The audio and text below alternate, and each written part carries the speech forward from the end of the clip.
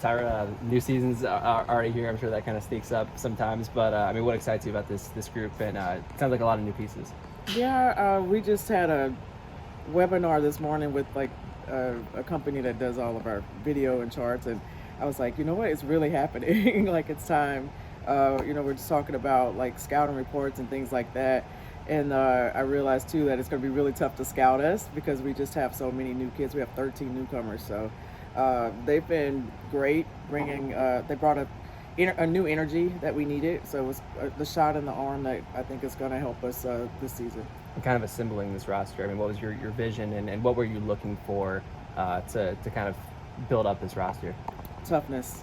We were looking for young women who understand that the past 2 years weren't our best look, and that we are looking for Big Ten top finishes and regional play, and beyond that. So that's what we recruited under, saying like, hey, this is who we are, this is where we want to be, and are you on board?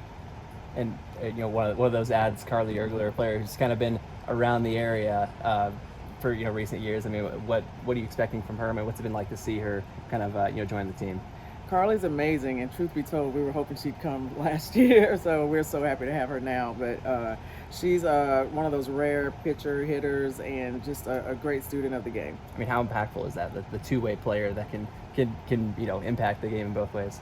Oh, it's huge. I actually had to go kind of brush up on my pitcher DP, just how to put that in the lineup because I hadn't had it in a long, long time. So I'm really excited to see what Carly's going to do for us. With the new faces, does it feel like you're relying more on leadership from younger people like Ava Moore, and what's the challenge or the benefit of that? Ava is more of a quiet leader. She doesn't talk a lot, so she's mostly just leader by example, and we really again need that. Shortstop is one of our key positions, as is center field pitcher. That's kind of like the way the game goes, and Ava's really stepped up and given us more range and just a fearlessness that we really needed.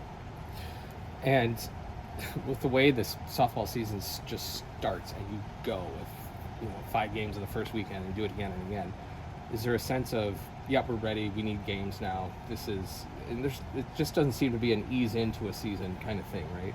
Right. It's actually kind of both. It's like, oh my gosh, we're not ready. And then it's like, oh yeah, we're ready. So we made a strategic decision because we had so many new players to kind of do less of a preseason. We've kind of shaved off a couple of things that we had in the past just to kind of keep our players fresh. You don't want them hitting a wall right around Big Ten play. So we made a conscious decision to go really hard and intense, but in smaller spaces. It seems like it's paying off so far. I mean, I know you haven't had the games yet. Yeah, I was gonna say we'll know soon, but yeah, I do think it's paying off. We've had some really great conversations, a lot of dialogue with our newcomers as well as our returners.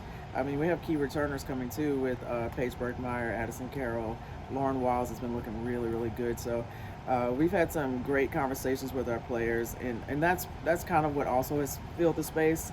We're still training at an intense level, but we are definitely spending more time talking through strategy and mentality.